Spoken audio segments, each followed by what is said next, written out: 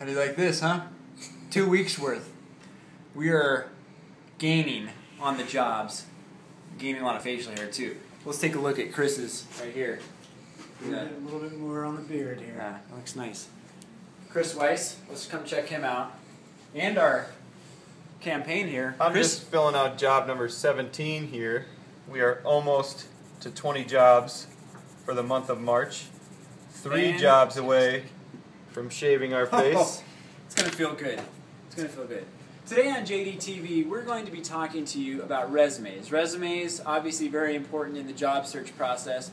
If you don't have a resume, you're probably not going to get an interview. And the resume is really a way that the employer gets to know you and really convinces them to give you the interview.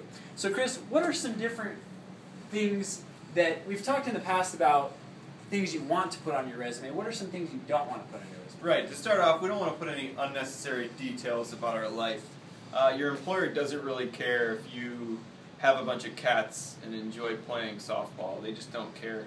Number 2, I wouldn't put any salary expectations on there. That'll be discussed later on down the line. Don't lie.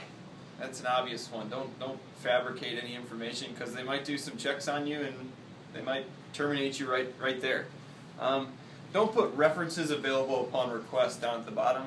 That's kind of a known. That they know that they can get references from you, so you don't need to put that on there.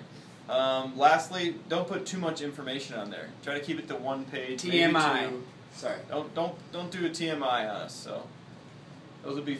You're just saying, like, don't put tons of information on it. Right.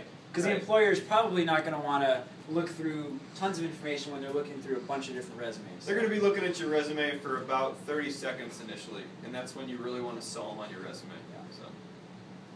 Cats isn't a bad thing. Neither is softball, but not on the resumes. All right, we'll see you next week on JDTV.